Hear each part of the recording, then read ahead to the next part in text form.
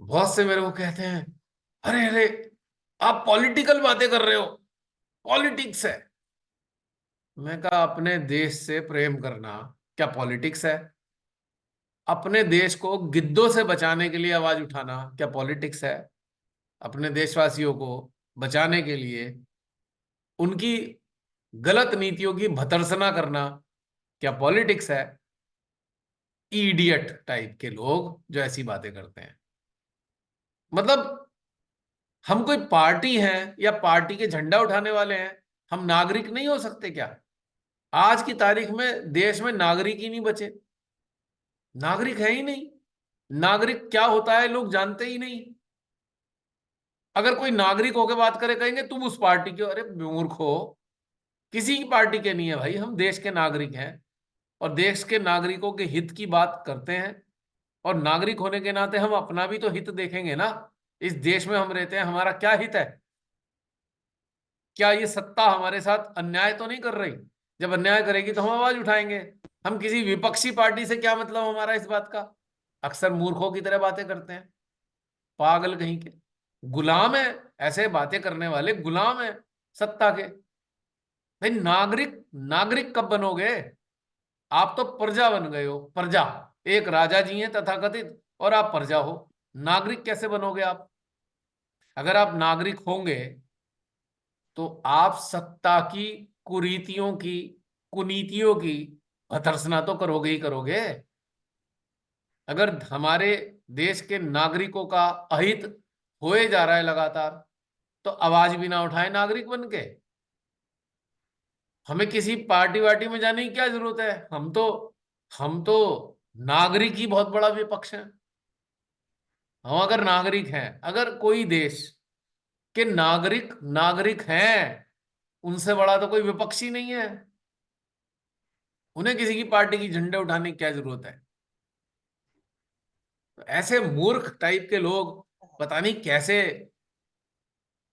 तथाकथित सहजी बन जाते हैं। इडियट टाइप के सोचे वाले लोग मूर्ख लगते हैं बिल्कुल। अरे नागरिक बन के सोचो, क्या ये पार्टी वार्टी क्या ये होता है? पागलपना एकदम। हम तो कभी भी किसी पार्टी में नहीं थे, हम तो सदा से नागरिक थे। नागरिक थे, नागरिक है, नागरिक ही रहेंगे।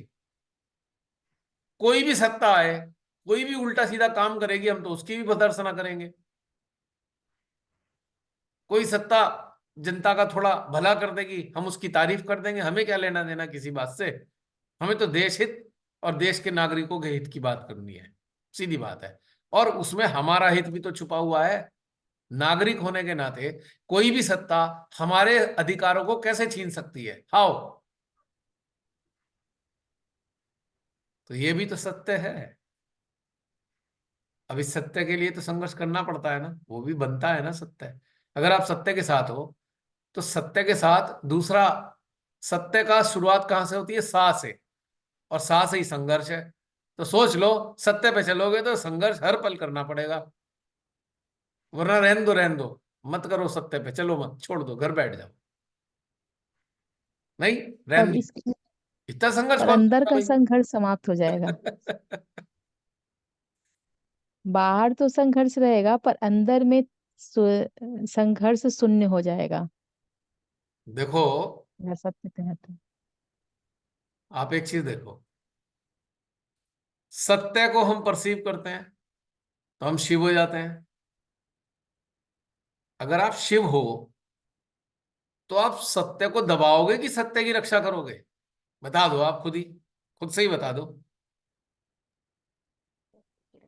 तो शिव तत्व की सत्य। बात होती है अक्सर। शिव तत्व को प्राप्त कौन है? जो सत्य का रक्षक है, सत्य की रक्षा करने के लिए अपने जीवन को लगाता है, वही, उसी को ही शिव तत्व प्राप्त है। बाकी शिव तत्व का कोई मतलब ही नहीं, फिर तो किससे कहानी है शिव तत्व? फिर तो इधर से उठाया लेक्चर उधर उड़ेल दिया, इधर से उठाया उधर उड़ेल दिया।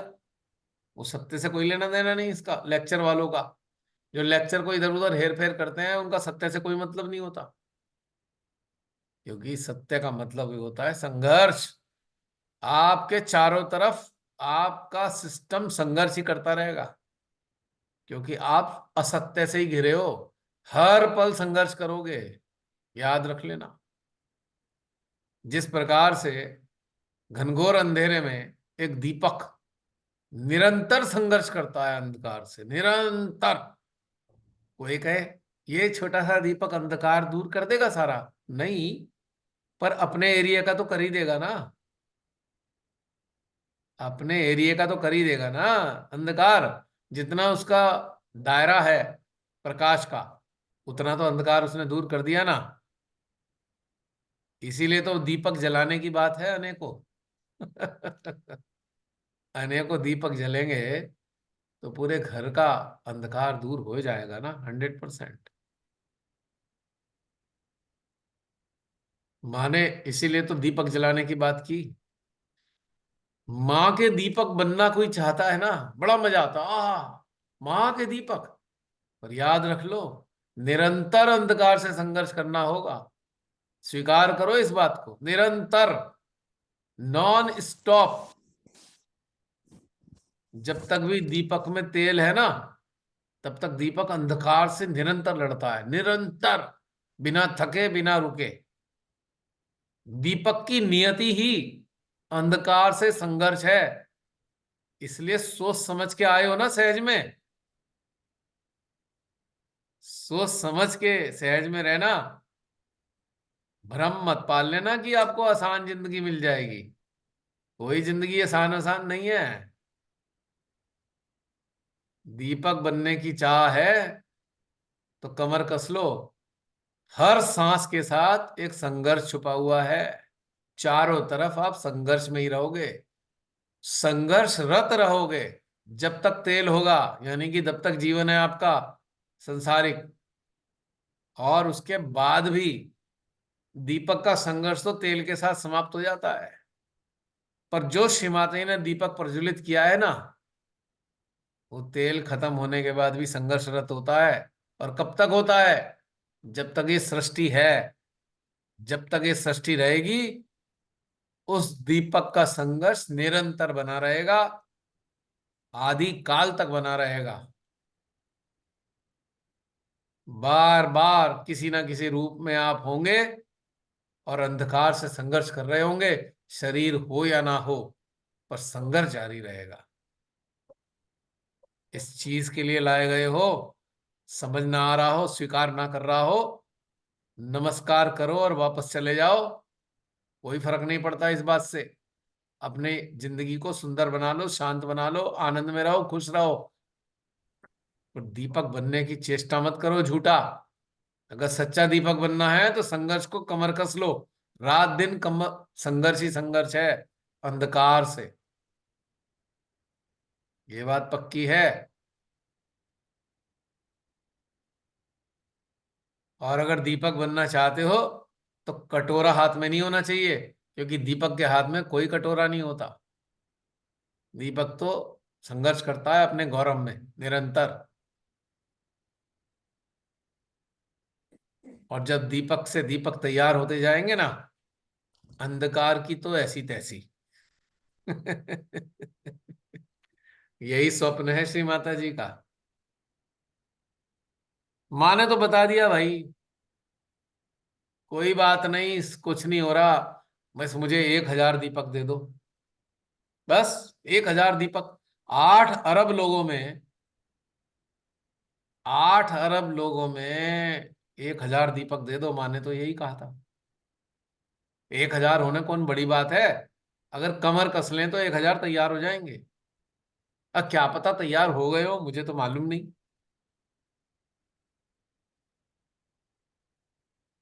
अब आप समझ लो कि दीपक का मतलब निरंतर संघर्ष।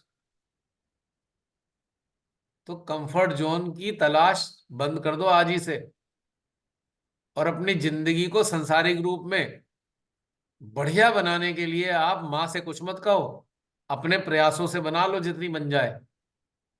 क्योंकि माँ आपकी जिंदगी को सांसारिक रूप से बढ़िया बनाने के लिए नहीं है, वो आपकी चेतना को इस हद तक उन्नत करने के लिए है कि आप ये कहना सुनना सब छोड़ दोगे, जरूरत नहीं रह जाएगी ये सब कहने सुनने की माँ को, माँ से।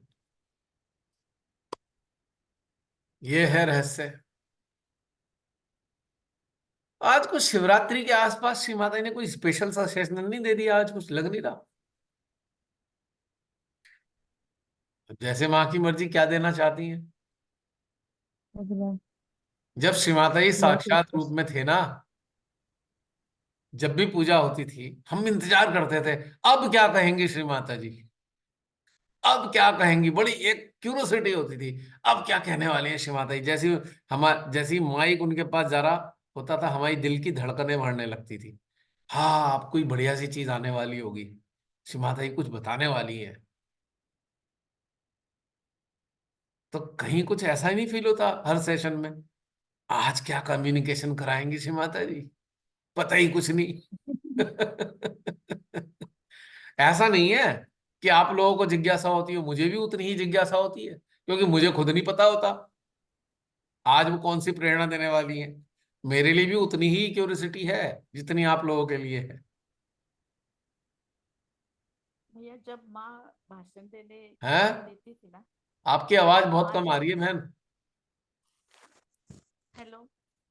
बहुत धीमी आवाज आ रही है, आप थोड़ा अपनी वॉल्यूम बढ़ा दीजिए उसकी, मोबाइल की।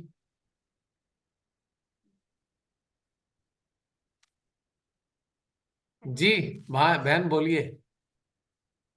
हाँ, माँ जब भाषण देने शुरुआत करती थी ना, तब एक माँ मिनट, आपकी आवाज ही नहीं यही सुन बोल। पा रहा। आपने क्या कर रखा है, आवाज क्यों नहीं आ रही। एक मिनट। बहुत ही धीमी आवाज आ रही है साधना बहन आपकी। हाँ, अभी आ रही है। नहीं आई। अभी आ रही है। भाई आप लोग सुन पा रहे हो क्या, या मेरे ही कान खराब है। नहीं नहीं, नहीं नहीं आ रही। अच्छा। कम है, बहुत कम आवाज है। हेलो। हाँ, अब अभी आ आई है, रही है। थोड़ी ठीक हुई है। हाँ भैया, जब माँ भाषण देने शुरुआत करती थी ना, तो पहले ही बोलती थी, सत्य साधकों को मेरा नमस्कार बोलती थी ना माँ। तब हाँ, आपने बोला है ना, जो सत्य है वो माँ को समझते थे, जो सत्य साधक है वो माँ समझी थी उस वक्त। अभी सहजी बहुत ज्यादा है, लेकिन सत्य पर आधारित नहीं ना। सत्य पे माँ ने आधारित शुरुआत होना कर। हमारी अपनी चॉइस होती है। हम सत्य पे आधारित हो या ना हो, ये हमारी चॉइस है। हम्म। इसमें श्री माता जी बेचारी क्या करें। अगर माँ हम बहुत सत्य अच्छी को बात बोल। स्वीकार कर लेंगे, वो हमारे को इतनी सारी चीजें दे देंगी। हम सत्य से विमुख रहेंगे तो हमें क्या दे पाएंगी, बताइए। हाँ, हाँ माँ बहन, के बताइए आगे। जो लेक्चर स्टार्ट।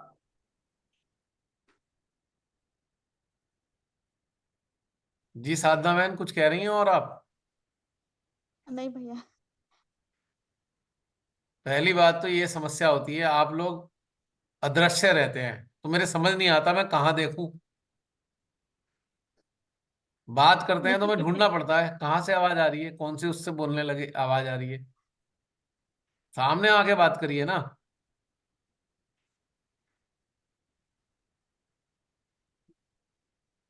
तब जो है क्या होगा कि आराम से बात हो पाती है, समझ ही नहीं आता होता कहाँ से कम्युनिकेशन आ रहा है। जी सरंजीत जी, बताइए आप क्या कह रहे थे। हाँ, ये मैं कह रहा था कि जब जब माँ का लेक्चर आता था, तब उसमें ये माँ सबसे पहला वर्ड यही बोलते थे मोस्टली, कि सत्य के साधकों को मेरा प्रणाम, सत्य के खोजियों को मेरा प्रणाम। तो अ, उस टाइम कभी उसमें भी इतना ध्यान नहीं जाता था। अब देख रहे हैं कि सत्य को मतलब खोजी कौन है। तो अब उस चीज को महसूस कर पा रहे हैं कि भाई हाँ, ये यही वो चीज है जिसके लिए हम सब इतने शिद्दत से लगे हुए हैं। यही हमारी डीप डिजायर है कि यस। भाई उसी को खोजना है। वही वो अब समझ में आ रहा है। यही बोलना था भैया, मुझे भी जी जी, यही अरे सब बोलना था। आपके भीतर के भाव सबके एक से ही है ना अब। हाँ। कोई आपस में जब आप बात करते हैं तो आपको लगता होगा हमारा चुरा लिया, एक दूसरे ने हमारा चुरा लिया। एक्सप्लेन करने नहीं आ रहा था। हैं? एक्सप्लेन करने नहीं आ रहा था मुझे। हाँ, तो कोई और बता देता, कोई बात नहीं, एक ही बात है।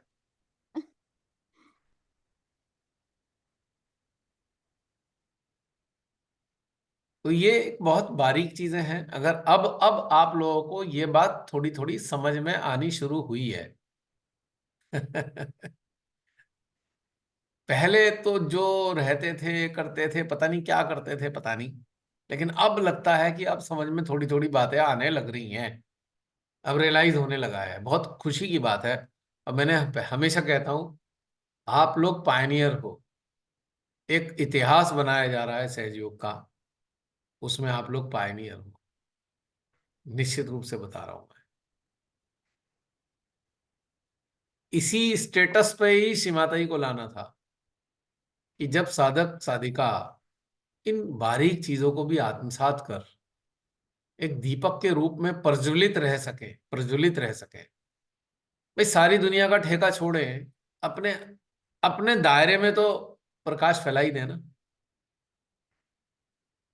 और जब आप अपने दायरे में प्रकाश फैलाने चलोगे ना, आपको बाहर से कुछ नहीं करना, केवल इतना करना है, स्वयं प्रकाशित हो जाना है।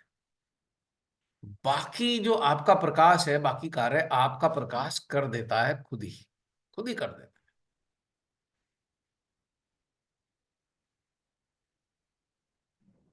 तो ये घटनाक्रम ऑटोमेटिकली हो जाता है, हमें बाहर से कुछ मारामारी करने की जरूरत नहीं है।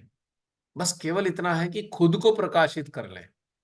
और खुद को प्रकाशित करने का एक बहुत ही सरल चीज आज मैंने बता दी, सत्य बोलने की आदत डाल लें, बस खत्म, कुछ नहीं करना। अभी सारे जुगाड़ होते हैं, नहीं नहीं वो हमने ऐसे बोल दिया, हमने, ये सब जुगाड़ है, उससे कुछ नहीं होने वाला, टेम्परेरी चीज है। अंत में आपको ही तकलीफ होनी है, आपको ही नुकसान होना है, जुगाड़ से किसी का कुछ लाभ नहीं होगा। अगर जुगाड़ ही करना है ना, तो ये जुगाड़ करो कि सत्य कैसे बोल पाए आसानी से। ये जुगाड़ कर लो, ये जुगाड़ कामयाब होगा। असत्य बोलने का जुगाड़ हमेशा फेल हो जाएगा, हमेशा। मत बोलो, जहां बोलने की ऐसा लगता है कि हम सत्य नहीं बता सकते किसी को, नो कमेंट मोड पे आ जाओ, क्या दिक्कत है।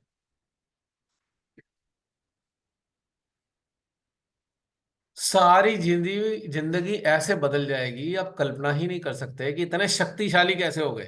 पहले मरगिल्ले कमजोर से थर थर कांपने वाले लोग, इतने शक्तिशाली, इतने शक्तिशाली कि आसमान फट पड़े, पूरी दुनिया में युद्ध छिड़ जाए, वर्ल्ड वार हो जाए, तो भी कोई फर्क नहीं पड़ रहा।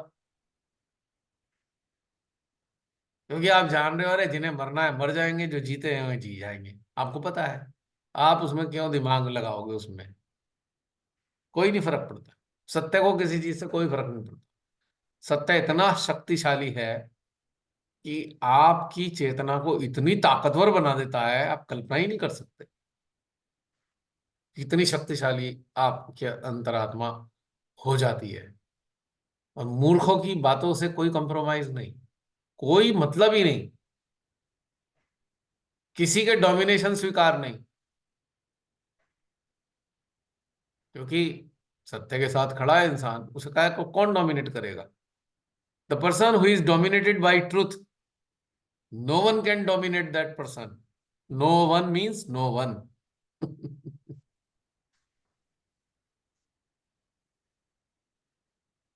मेरे से हमारा एक बहुत कोई रिश्तेदार कह रहा, मतलब पता लगा, वो कह रहा मैं बहुत बड़ा आदमी हूं। मैंने कहा कितने बड़े हो, हमें क्या फर्क पड़ रहा है तुम कितने बड़े हो। हमें तो हमारे देश के प्रधान सेवक से भी कोई फर्क नहीं पड़ता।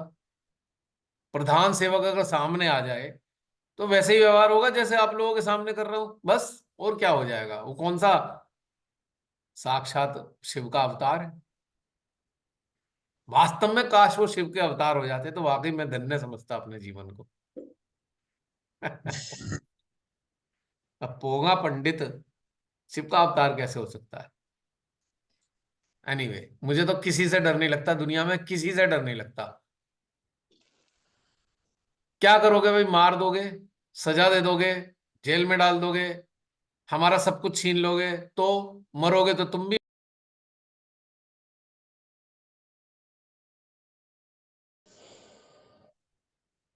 मैं कह रहा था कि भाई मुझे तो किसी से डर नहीं लगता, दुनिया में कितने भी घातक से घातक इंसान से, बड़े से बड़े पद वाले से, किसी से कोई डर नहीं है। सत्य अंदर उतरा है तो डर किस बात का है? तो क्या कह रहा था मैं कि मार देगा कोई, मेरे को जेल में डाल देगा, सब कुछ लूट लेगा, तो अरे भाई तू जो मेरे को करना चाह रहा है, तू भी मरेगा, मैं भी मरूंगा। मेरी ऐसे मौत आ रही होगी, तेरी भी किसी और तरीके से मौत आएगी। तुझे भी भगवान ने बनाया, मुझे भी भगवान ने बनाया, तो तेरे में तू और मैं तो समान है, कोई अंतर नहीं है। तो मैं किस बात से तेरे से डरूं और किस बात से दबूं? समझो बात, इस बात को। बेसिक चीजें तो सबकी समान है, तो हम दहशत में किससे हैं भाई? किससे दहशत में है और किस लिए दहशत में है? अगर किसी की गोली से मेरे को मरना लिखा है पहले से ही, तो ठीक है, गोली लगेगी, मैं मर जाऊंगा, उसमें कौन सी परेशानी वाली बात है? तो पर मैं किसी की दास्ता क्यों स्वीकार करूं? आज भी मैं मरूंगा, कल भी मरूंगा, परसों भी मरूंगा। तो गुलाम होके मरूं कि स्वतंत्र अवस्था में मरूं, ये मेरी चॉइस है। गुलाम होके मरूंगा तो मरने के बाद मेरी चेतना किसी ना किसी की गुलाम होगी।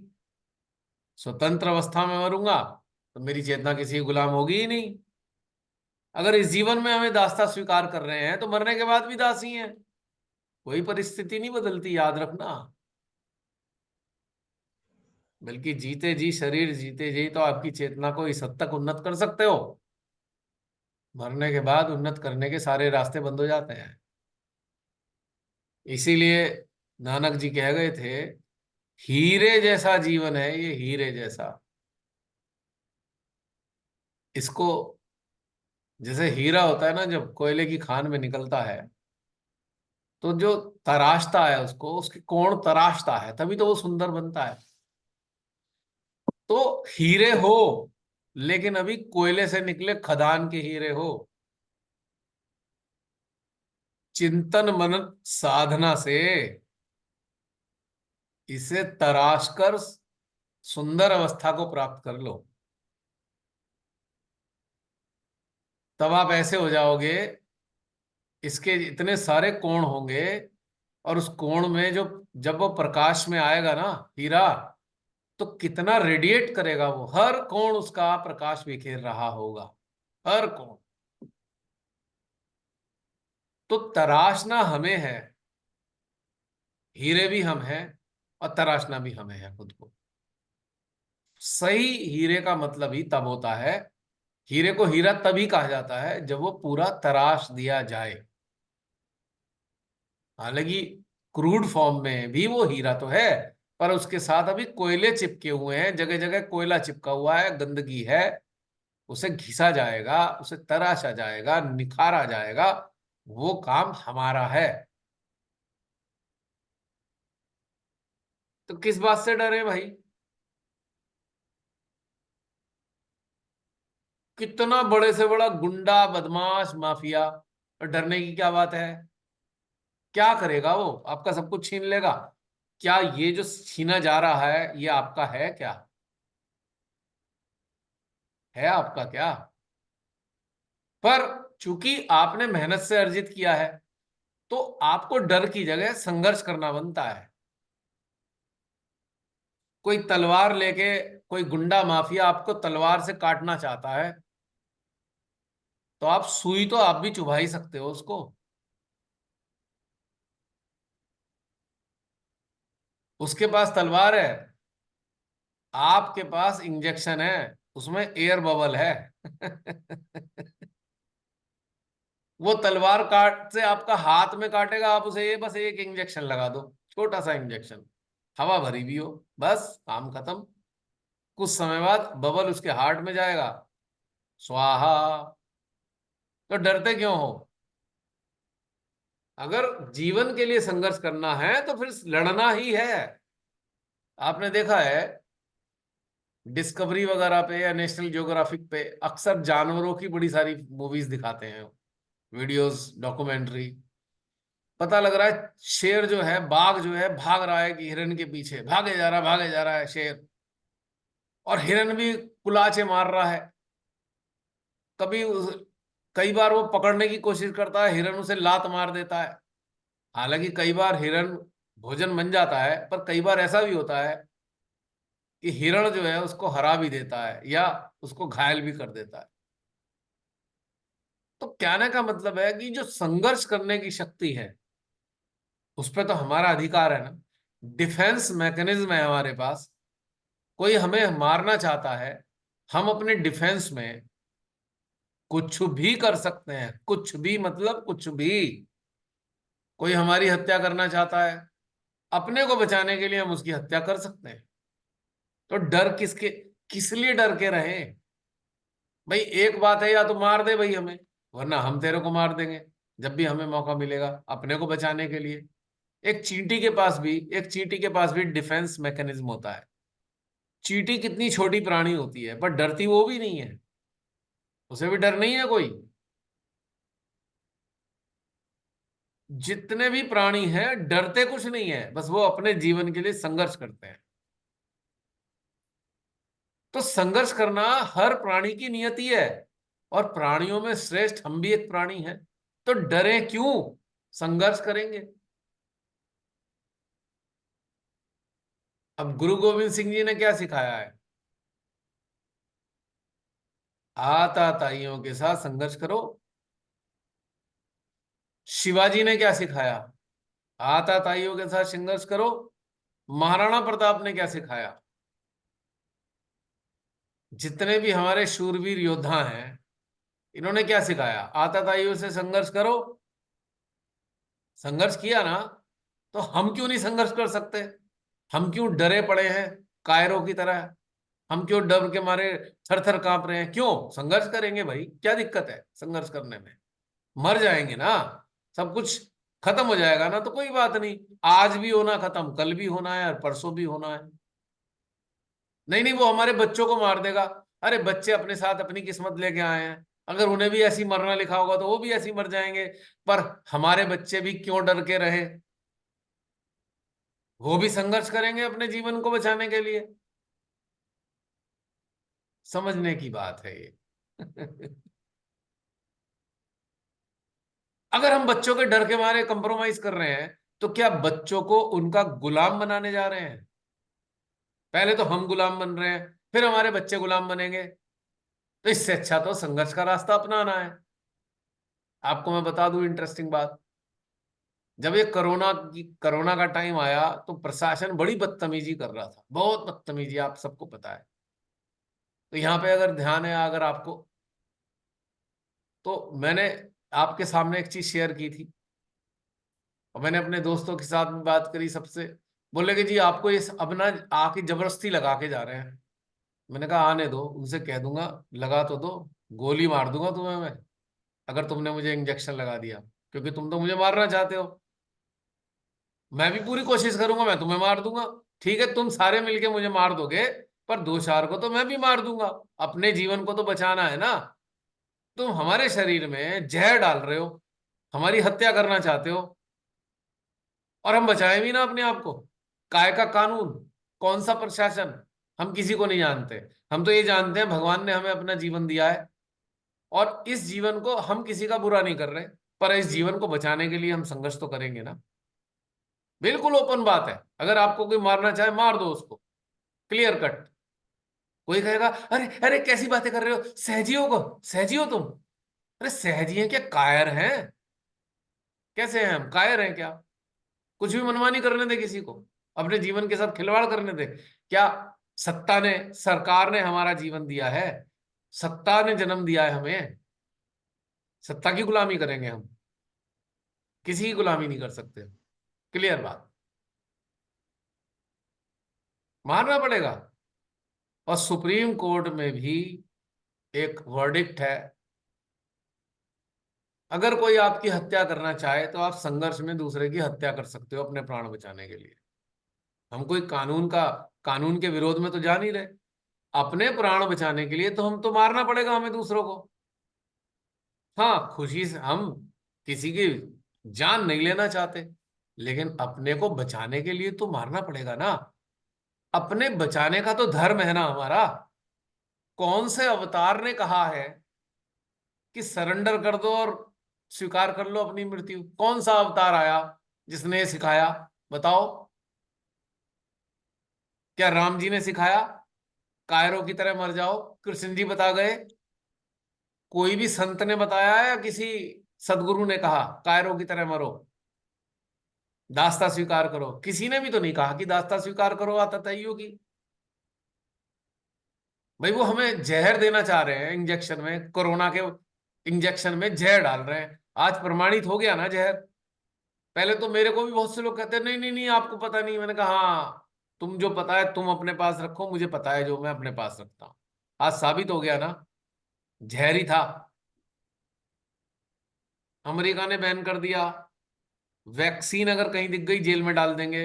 अमेरिका में ये तय हो चुका। तो कहने का मतलब यह है कि हम किसी को अपने प्राण के दे। अब ये प्राण की बात है। अब सत्ता कोई हमारे जीवन से खिलवाड़ करना चाहती है, हम कैसे खिलवाड़ करने देंगे भाई? हम तो संघर्ष करेंगे, मरते दम तक संघर्ष करेंगे, हर पल संघर्ष करेंगे। कोई हमें गुलाम बनाना चाहता है, कोई भी सत्ता हमें गुलाम बनाना चाहती है, हम तो गुलाम नहीं हो सकते किसी के। मार दो तुम हमें, अरे गुलामी से तो मरना श्रेष्ठ है। क्या करना है जी कर ऐसे। तो कहने का मतलब ये है, ये शक्ति कहां से आती है? ये सारी बातें मैंने ये रियलाइज कराने के लिए की हैं कि अगर हम उस शक्ति के साथ जुड़े हैं, हम कायर तो नहीं हो सकते, हम दास भी नहीं बनाए जा सकते। और चूंकि हम जागरूक हैं, हम किसी को कष्ट भी नहीं दे सकते, पर अपनी रक्षा तो करेंगे। मैंने तो सुना है कहानियों में, या हमारे एक मित्र है वो बताते हैं अक्सर अ, गुरु गोविंद सिंह जी के बारे में। वो कहते हैं कि वो उनके अपने अपने तीर पर वो सोना थोड़ा लगा के रखते थे, जिससे किसी को कोई मारा जाए तो उसके परिवार वाले को दिक्कत ना हो, थोड़ा सोने से वो बेच कर अपना थोड़ा गुजारा कर ले। मतलब किसी के परिवार में कोई आतताई है, बहुत आतताई है, अब उसको तो मारना पड़ेगा ना, पर उसका परिवार सफर ना करे तो वो अपने तीर में आगे सोना लगा के रखते थे, ऐसा बताया जाता है। तो यही जो मैं बताऊं आपको कि गुरु गुरु गोविंद सिंह जी का जो स्टेटस है ना, यही वास्तविक सहजी का स्टेटस है। वास्तविक सहजी का स्टेटस गुरु गोविंद सिंह जी वाला है। जब तक कोई आप पे कोई हमला नहीं कर रहा, आपको छीनना नहीं चाह रहा आपका जीवन, तो हमें भी कुछ नहीं करना। लेकिन अगर करना है तो पूरी शक्ति के साथ संघर्ष करना है, पूरी शक्ति के साथ। अब कोई अकलमंद सहजी कहेगा माँ पे छोड़ दो, अरे कोई हमें मारने जा रहा है, माँ पे छोड़ दें, संघर्ष ना करें। ऐसे भी महामूर्ख लोग हैं, तथाकथित सहजी बन के बैठे हैं, जो ये कहते हैं अरे छोड़ दो माँ पे, छोड़ दो। अरे भाई वो हत्या करने आ रहा है हमारी, पिस्तौल उसने ले रखी है, तलवार ले रखी है, हमारी गर्दन काटने जा रहा है, हमें गोली मारने जा रहा है, हम संघर्ष भी ना करें, माँ पे छोड़ दें ये बात भी? और श्रीमाता ही क्या कहेंगी? अरे मैंने जिन चीजों को छोड़ने के लिए कहा था वो छोड़नी थी, अपनी जान बचाने के लिए संघर्ष करना थोड़ी छोड़ने को कहा था मैंने। तो ये ऐसी हम मिस इंटरप्रिटेशन कर लेते हैं उनकी बातों की, और हम कायरतापूर्ण जीवन जीना शुरू कर देते हैं, कायरतापूर्ण एकदम, मूर्खों वाला, माँ के नाम पे। अरे ह्यूमन इंस्टिंक्ट क्या है? क्रीचर्स की, जितने क्रीचर्स हैं उनकी इंस्टिंक्ट क्या है? They have to fight for the survival. So same with us, we have to fight for our survival. We have to fight, there is no other way. अगर सर पे आ गया कोई खड़ा होके रात को में, कोई आप अपने घर में सो रहे हो और चोर डाकू घुसा है, क्या करोगे? माँ पे छोड़ दोगे? माँ छोड़ दिया तुम पे? बताओ जरा, इट इज लॉजिकल। हम कहेंगे ले भाई, चोर से कहेंगे ले हमने तो माँ पे छोड़ दिया, जो करना है कर ले। वो कहेगा अच्छा, ऐसे घर के लोग नहीं मिलते मुझे। तो हम चोरों को कन्वीनियंस के साथ में, अरे आओ भैया लूट लो, सब कुछ लूट के चले जाओ, मार भी दो हमें, कोई दिक्कत नहीं, हम संघर्ष नहीं करेंगे, हमने तो वहां पे छोड़ दिया। नहीं। हाँ, हमें क्या छोड़ना है वहां पे, ये अब यहां भी प्रश्न आता है। मान लो हमने वैसे ही सोच लिया, हमने सोच लिया ऐसे ही, कोई चोर आएगा हम क्या करेंगे। अबे सोचने को छोड़ना है माँ के ऊपर, सोचो मत। घटनाक्रम जो होगा नहीं होगा वो माँ पे छोड़ो। कोई हत्या करना आ रहा है तब भी माँ पे छोड़ दोगे, कैसे छोड़ोगे माँ पे भाई। मुझे याद आ रहा है एक बार माँ का लेक्चर है, शुरुआती दौर थी, श्री माता जी ने काम शुरू किया तो कोई अंड वंड बोलने लगा श्री माता जी के सामने। श्री माता जी ने ऐसा हड़काया, भागो यहां से, तुम्हें ठिकाने लगा देंगे, भागो यहां से, तुम्हें समझ नहीं आ रहा तो जाओ यहां से। इतना गुस्से में श्री माता जी ने बताया उसको, उस बात को, घटनाक्रम को। ऐसा थोड़ी है कि मूर्खता करने का मतलब मूर्खता का सर्टिफिकेट सहयोगी होना है? ऐसे सहयोगी तो मूर्ख कहलाएंगे ना बिल्कुल ही। अपने प्राण पे कोई आफत आ रही है, हम कह रहे हैं माँ पे छोड़ दिया हमने कि तू ले भैया हत्या कर दे हमारी, ले भैया तू लूट के ले जा सब कुछ। ये क्या बात हुई। जो कर्तव्य है अपने, देखो अब यहां पे एक कर्तव्य आता है। ये जो देह है, ये देह में हमारी सोल को डाला श्री माता जी ने, किस लिए डाला। जब तक ये देह कायम रहेगी बेटा, ये एक सैंड क्लॉक की तरह है। देह का जो टाइम है, देह का जो टाइम है, it is just like a sand clock. आपने देखा वो डमरू जैसी सैंड क्लॉक होती है, उसमें रेता भरा होता है, और एक रेता इतना होता है कि एक सर्टेन टाइम है, मतलब 15 मिनट में एक उसको उठा के हमने सीधा किया, खड़ा कर दिया, ऊपर का रेता नीचे गिरना शुरू हो गया। और वो इतना प्रोपोर्शन में है कि मतलब उसमें इतना टाइम फिक्स है, मान लो कि 15 मिनट में रेता दूसरे वाले हिस्से में चला जाएगा। ठीक, इसको ऐसे समझ लो कि रेत जो है जीवात्मा है। अभी रेत जो है दाहिने खाने में है, दाहिना खाना जीवात्मा का शरीर है, जो रेत है जीवात्मा है। और जब हमने सीधा कर दिया तो वो जीवात्मा निकलकर दूसरे वाले खाने में चले जानी है। सेम लाइफ स्पैन हमारे शरीर के लिए फिक्स कर दिया श्री माता जी ने, लाइफ स्पैन।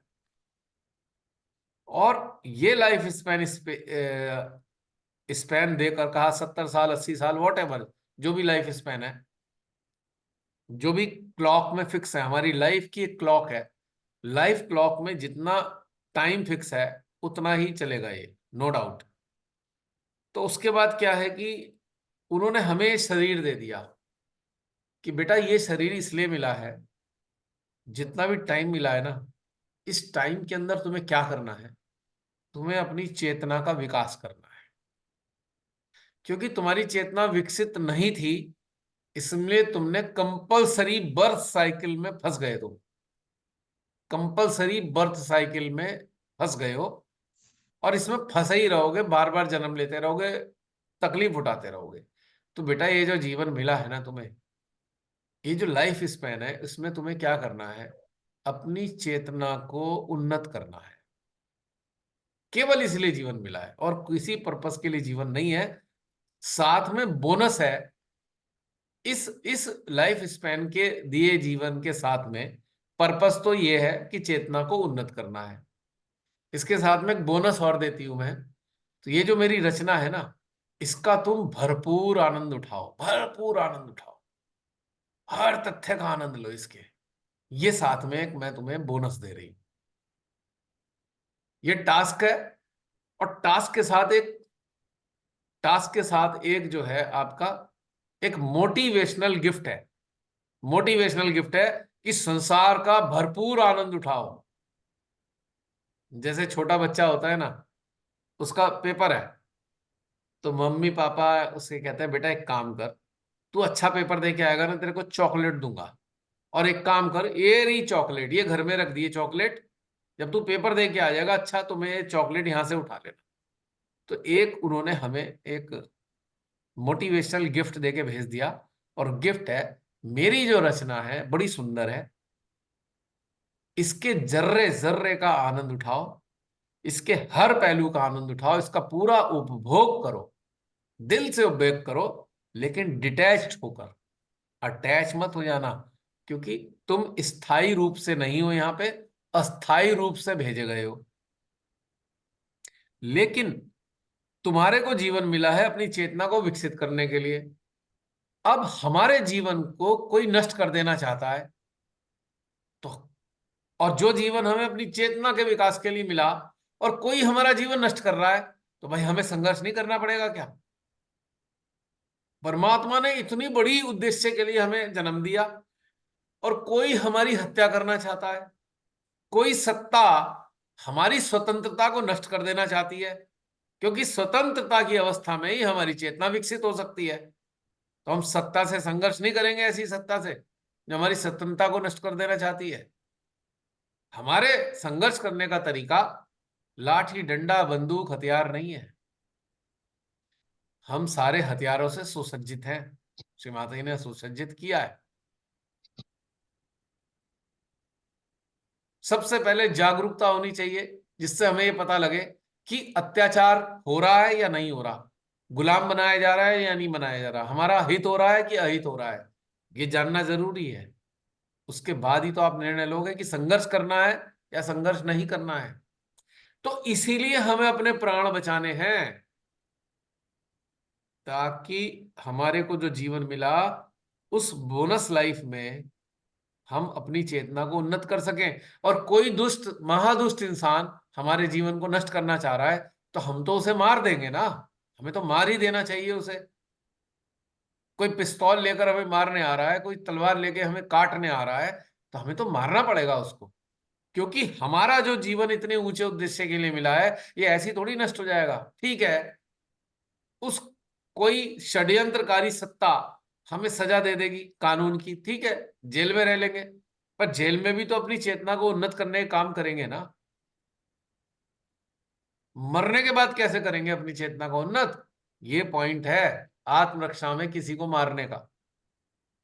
ये आउट ऑफ रिवेंज नहीं है, ये बदले की भावना से मारना नहीं है, ये अपने अस्तित्व को बचाकर, चूंकि इसी जीवन में हमें मुक्त होना है, ताकि हमें समय मिलता रहे और हम अपनी चेतना को विकसित करने में अपना पूरा अस्तित्व लगा दें।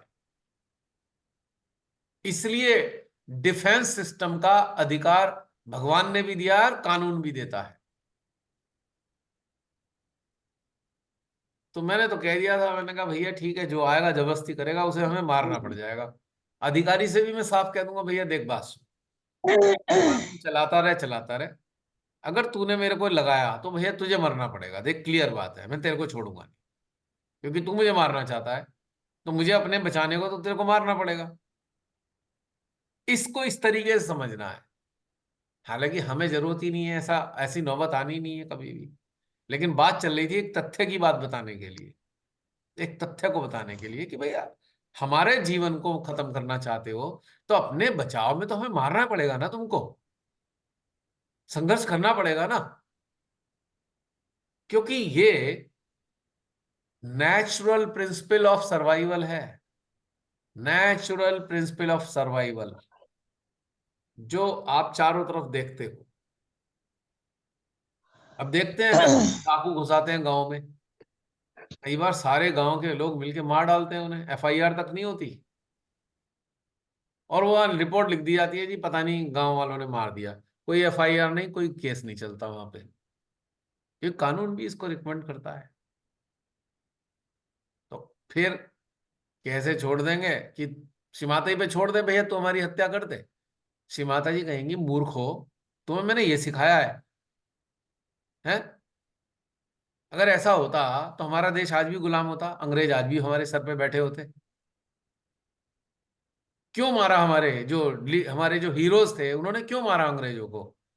क्योंकि वो हमारे अधिकार छीन रहे थे, हमारे जीवन छीन रहे थे, हमारी सांसें छीन रहे थे, किसी को भी मार देते थे।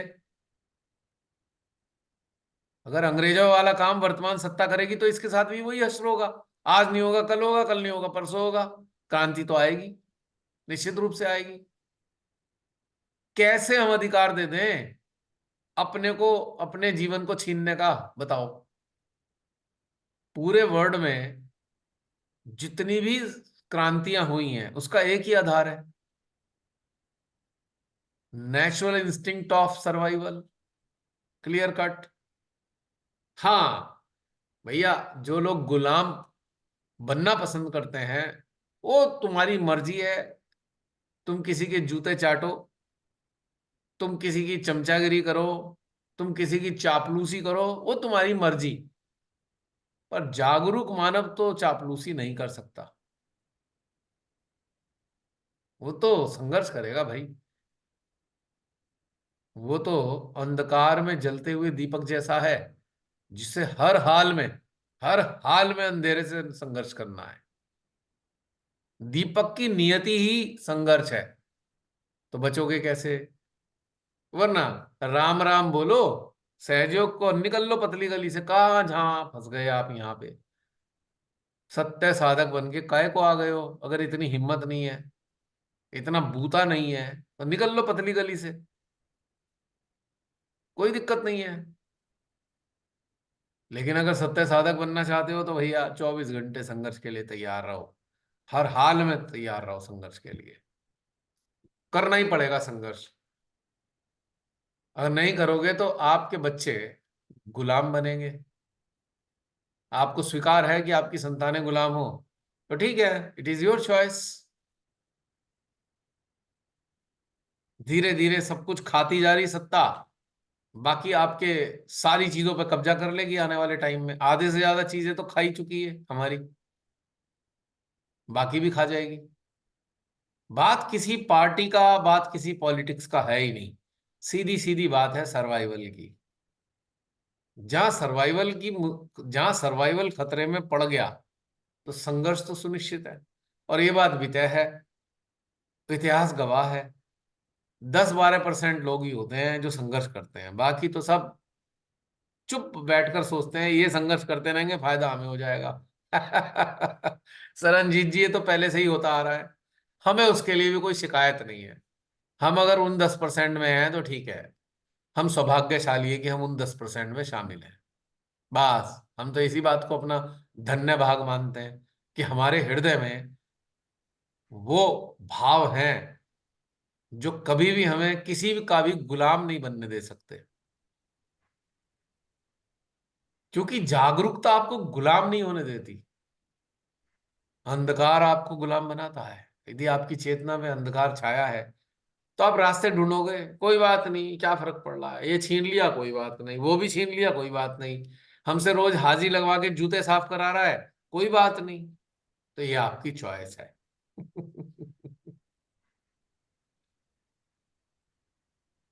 तो ये शिव तत्व का ये भी एक गुण है, स्वतंत्रता। शिव किसके गुलाम हो सकते हैं, बता सकता है कोई? अगर आपके अंदर शिव जागृत हो गए, आप किसी की दास्ता स्वीकार कर सकते हो क्या? तो शिव तत्व का सबसे बड़ा लक्षण है दास्ता मुक्त अस्तित्व।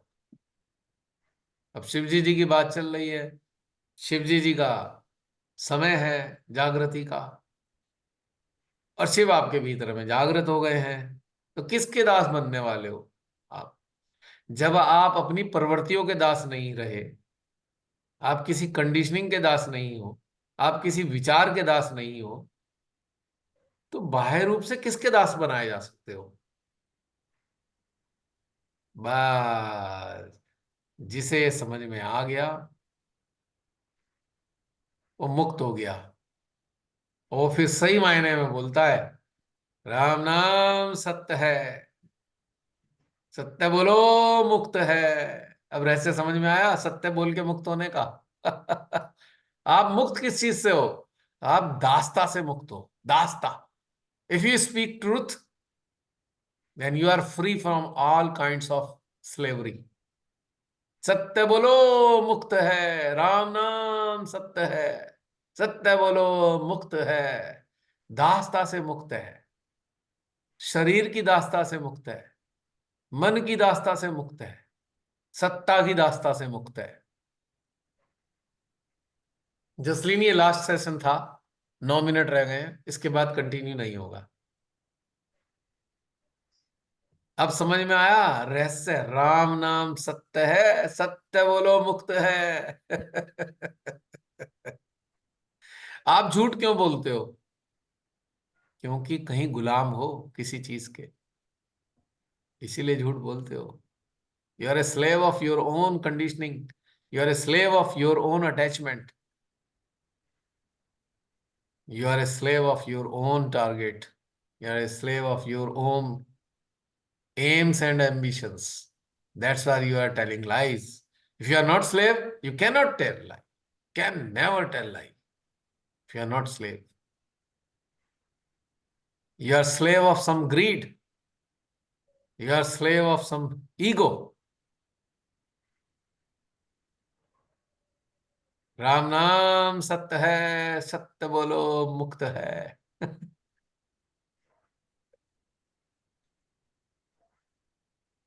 कुछ तो गुलामी है जो झूठ बोलने को मजबूर कर रही है।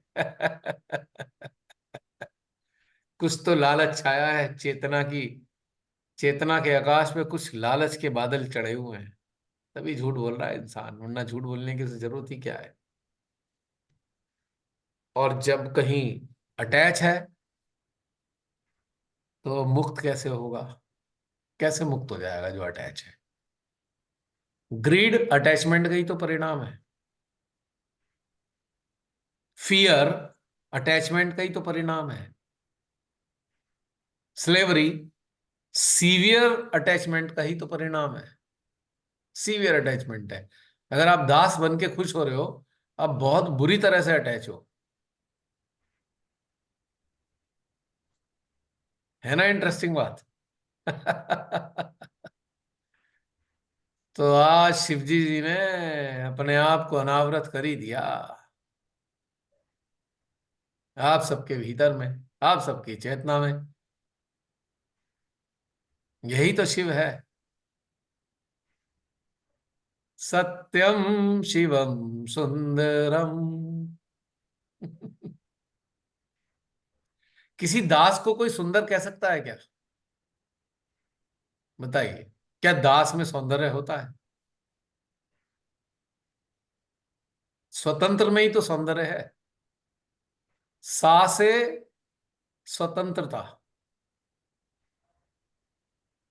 सा से सत्य, सा से स्वतंत्रता। आप सत्य के पक्षधर हो तो आप स्वतंत्र हो, और सा से ही संघर्ष है। तीनों चीजें एक साथ चलती हैं, सत्य, शिव, सौंदर्य और संघर्ष साथ चलेंगे, लगातार साथ चलेंगे। तो आनंद किस चीज का मिल रहा है? ये पहले की तीन चीजें आपके पास हैं, तो संघर्ष में भी उत्साह बना रहेगा लगातार। हाँ, बड़ा मजा आ रहा है अभी संघर्ष में। जैसे हमारे बहादुर गार्ड होते हैं ना, हमारी उसके बॉर्डर के रक्षक होते हैं, वो खुशी खुशी में ही फायरिंग कर देते हैं। आज बड़ा मजा आ रहा है, चलो भाई उड़ा दो आज इनके बंकर बंकर, चलो। वो पूछते नहीं है पीछे अधिकारी से फायरिंग करूं ना करूं, होती रहती है वहां, बहुत सारी चीजें खबरों में नहीं आती। आज बहुत खुश हैं, चलो भाई आज खोल दो जरा, दो चार मिसाइल विजाइल, वो छोटे मोटे मोटार वोटार छोड़ दो। क्योंकि मैं वहां रहा, काराकोरम, सियाचिन बराबर में था, तो वहां से जो वापस आते थे कैप्टन वगैरह, उनसे बातचीत करने का मौका मिलता था। कह रहे कभी भी शुरू कर देते हैं फायरिंग, जो मन करता है, आज दिल कर रहा है जी, बहुत दिन हो गए कुछ मजा सा नहीं आ रहा, चलो भी फायरिंग कर दो। वहां ऐसे चलता है सिलसिला। और ये चीज दोनों तरफ से होती है बॉर्डर के, ऐसा है, वो वाले भी ऐसे ही हैं, यहाँ वाले भी ऐसे ही हैं। एक दूसरे के सिस्टम को जैम कर देंगे, उल्टी सीधी बातें चलेंगी उस पे। हमारे वीएचएफ सेट पे उल्टी सीधी चाइना पकड़ता था, छोटे वाले थे हमारे वीएचएफ सेट थे, मैं चाहिए होते हैं ऊपर नीचे कैंप में, तो चाइना पकड़ता था, चाइना की ची ची ची आती रहती थी कुछ ना कुछ, पाकिस्तान पकड़ता था, और भारत का सिस्टम पकड़ता था, भारत की कम्युनिकेशन थोड़ी थोड़ी आती थी तीनों। 88 की बात है जब हमारा एक्सपीडिशन था वहां पे, तो वीएचएफ सेट हमें रखने पड़ते थे, तब ये मोबाइल वगैरह तो आए नहीं थे, तो वीएचएफ सेट हुआ करते थे, 5-7 किलोमीटर के क्रो फ्लाई में काम कर देते थे वो। स्पेशल परमिशन लेते थे हम मिनिस्ट्री, होम मिनिस्ट्री से, डिफेंस मिनिस्ट्री से, तब हमें 5-7 VHF सेट हमें मिल जाते थे, रेंट पर मिल जाते थे। वापस आने पे हम वापस कर देते थे या खरीद लेते थे और इंटीमेट कर देते थे कि ये VHF सेट इस नंबर के हमारे पास हैं और it is for only for expeditions. लेकिन वो सारा कम्युनिकेशन हमारे पकड़ता था, हमारे VHF सेट वो सारे कम्युनिकेशन को पकड़ते थे। तो कैप्टन वगैरह जो आते थे, बाकी वहां पे जो सूबेदार मेजर होते थे, हमारी बात होती थी नीचे, क्योंकि वहां से मुश्किल से 2 घंटे का रास्ता था सियाचिन का, सियाचिन बेस कैंप का, लास्ट रोडेट जो था हमारा वहां पे। बाद में जब हमारा एक्सपीडिशन कामयाब हो गया तो वहां के जो कमांडर थे, ब्रिगेडियर, जो वहां के मेन अथॉरिटी थे, उन्होंने हमें इनवाइट किया अपने ड्रॉपिंग सेंटर, परतापुर नाम का ड्रॉपिंग सेंटर है वहां पे, कोई लेह से 30-40 किलोमीटर दूर है लेह से। वहां हम 7 दिन, 6-7 दिन रहे, रोज पार्टी, इतना उन्होंने स्वागत किया हमारा। वहां पे उन्होंने बहुत कुछ दिखाया, कैप्चर्ड आर्म एम्यूनिशन दिखाया, उसकी प्रदर्शनी लगाई, एक एग्जीबिशन थी हमारे लिए। जो ओल्ड मॉन्स्ट्रीज हैं जो 2-2 हजार साल से जहाँ पे वर्शिप हो रही है, उनकी स्लाइड्स वगैरह दिखाई, बड़ा आनंद आया। तो ये सारी बातें पता लगती हैं कि वहाँ जो होते हैं ना बॉर्डर पे, और कभी खुंदक में तो कभी खुशी में, फायरिंग तो होनी होनी है निश्चित रूप से, क्योंकि स्वतंत्रता के लिए है ना। बॉर्डर पे क्यों है? स्वतंत्रता के लिए, कि कोई दुश्मन हमारे देश को गुलाम ना बना ले। ठीक है, तो देश के नागरिकों को कोई सत्ता गुलाम बनाना चाहे तो फिर संघर्ष तो उन्हें करना पड़ेगा ना। अनाप शनाप टैक्स लगा रखे हैं, सारा पैसा, बचत खत्म हो गई, सारा पैसा टैक्स में जा रहा है, अंधाधुंध पैसा टैक्स में जा रहा है हर तरीके से। दूसरी चीज, सारी चीजें खाते जा रहे हैं, सारे नियम ऐसे बना दिए, बिल्कुल गर्दन दबाए जा रहे हैं, लोग जानते तक नहीं है। इतने इतने खतरनाक नियम बनाए जा चुके हैं कि आप कल्पना ही नहीं कर सकते। एक कानून है यूपीएलए, क्या है वो? Unlawful UP prevention act.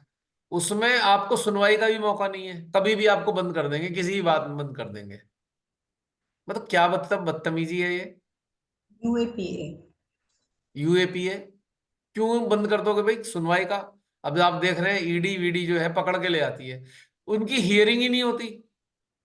मतलब उनके अधिकार बढ़ा दिए इन्होंने, अपने कैबिनेट उसमें एक पास किया बिल, ईडी का इतने अधिकार बढ़ा दिए हैं कि कोई सुनवाई नहीं होनी है, आपको 10-12 साल जेल में रख सकते हैं वो, बिना किसी ट्रायल के। मतलब क्या बदतमीजी है ये। यानी कि पॉलिटिकल राइवल्स को, या अगर जनता ही सत्ता की राइवल बन रही है, जनता विरोध कर रही है, तो उसे जेल में डाल दो और बिना ट्रायल भी मत करो। तो ये स्वतंत्रता के खिलाफ है ना सारी बातें। जागरूक इंसान कैसे गुलाम बनाए जा सकते हैं? मर जाएंगे पर गुलाम तो नहीं हो सकते एटलीस्ट। ऐसे जी के भी क्या करना है गुलामों की, नहीं। अच्छा, समाप्त होने वाला है। इससे पहले समाप्त हो जाए, जय श्री माता ही बोल देता हूं, फिर बोलूंगा एंड में। सत्यम शिवम सुंदरम, और लास्ट में एक बात और बोलूंगा, राम नाम सत्य है, सत्य बोलो मुक्त है। ये बात आपको पता लग गई कि ये बात सत्य है, नहीं? हैप्पी शिवरात्रि।